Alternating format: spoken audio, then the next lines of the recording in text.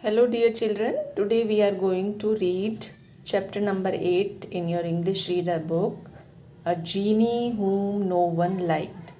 जीनी जीनी तो आप अच्छे से जानते होंगे, जिन्न, है ना। अलादीन का चिराग में जो जिन्न निकलता है। तो this is the chapter a genie whom no one liked means वो जीनी जिसको कोई भी पसंद नहीं करता था. Now I am going to read the chapter passage.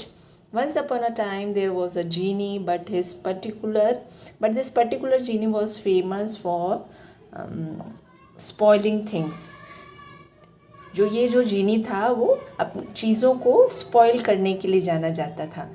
जिस जीनी के बारे में आपने सुना है वो जीनी तो सबकी विशेस पूरी करता था, है ना. ये बोलता था ना, क्या हुक्म है मेरे आका. तो whenever someone rubbed the magic lamp, he would come out and say, what is your wish? Then a great cloud of smoke would appear. Then somebody wanted something, he would bring it covered in so much dust that nobody wanted to even touch it. So silly were his mistakes that no one liked the magic lamp, and so the genie didn't come out for years.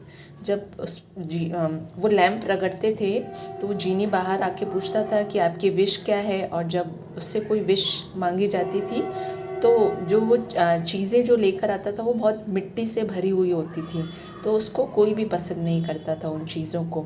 इसलिए काफ़ी time से उस lamp को किसी ने छुआ भी नहीं था, किसी ने उसको रगड़ा भी नहीं था. One day a lonely boy named Pankaj found the lamp. He heard the sad cries of the genie, so he decided to try to become his friend. The wish he asked to be granted was to be able to leave the lamp. The genie was happy to grant this wish. तो एक दिन एक लड़का जो था जिसका नाम पंकज था, उसको वो लैंप मिला और लैंप में से उसने एक दुख भरी रोने की आवाज़ जीनी की सुनी.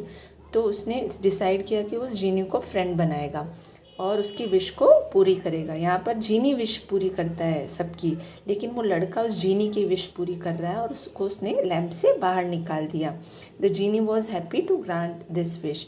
और जीनी बहुत हैप्पी था कि उसकी जो विश है वो पूरी हो गई. Now, as soon as Pankaj entered the lamp, he could see that the genie's problem was, that he was a bad genie. It was just he was untidy in the lamp. Everything was thrown all over the place, whether it be jewelry, books, boats, or camels. It was clear that the place had not been cleaned for years. Pick up anything and a cloud of dust would fly up. तो जैसे ही पंकज जो है उस lamp में enter हुआ तो उसने जीनी की प्रॉब्लम वो समझ गया, क्योंकि वो एक बैड जीनी था, वो अनटाइडी जीनी था, गंदा जीनी था, है ना. क्योंकि जो एवरीथिंग जहाँ वहाँ पे जितनी भी चीज़ें रखी थी, लाइक ज्वेलरी, बोट्स, कैमल्स, वो सब मिट्टी से भरी हुई थी, वो बहुत सालों से क्लीन नहीं हुई थी. तो अगर आप कोई भी चीज़ वहाँ से उठाने जाओ, अगर आपकी कोई विश हो तो वहाँ से बहुत सारी मिट्टी उड़ने लगती थी. Pankaj was surprised. The genie felt ashamed and apologized. He said that a genie's job was very important and he had no time for cleaning, but Pankaj remembered his mother's advice. He told the genie that it was important to keep all the things in order. And so they decided to give the place a good clean. Okay.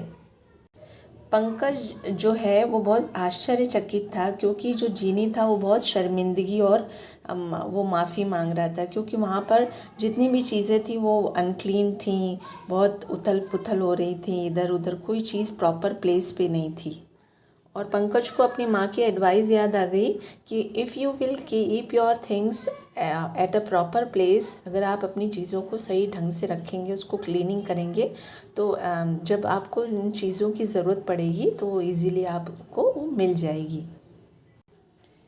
It took them quite a few days. When they finished, everything was gleaming and in a correct place. Now it was very easy to find whatever gift was asked for and to get it without breaking anything. And so the genie began to be respected and liked once more. He learned that nothing great can be achieved without order and cleanliness in all things. तो पंकज ने सब चीज़ों को जीनी और पंकज ने मिलकर arrange कर दिया और इनको करने में उनको थोड़े दिन समय लगा। और एवरीथिंग वाज ग्लीमिंग मतलब चमक रही थी और प्रॉपर प्लेस पे थी। नाउ अब जीनी के लिए इजी हो गया था कि अगर कोई किसी चीज़ की विश करता है तो वो इजीली उस चीज़ों को वो दे सकता था विदाउट ब्रेकिंग एनीथिंग, मतलब बिना किसी चीज़ को तोड़े फोड़े। और जो है जीनी अगेन उसको रिस्पेक्ट मिलने लगी, सब लोग उसको लाइक करने लगे। तो what is the moral of the story? Moral of the story is that कि if we will arrange our things in our in proper place, we can easily the things on the time अच्छे से proper place पे हम अगर रखेंगे तो हमें समय पड़ने पे हम इजीली उस चीज़ को मिल जाएगी। और cleanliness is very important in our life. Okay, now this was the chapter. Read this chapter. Thank you.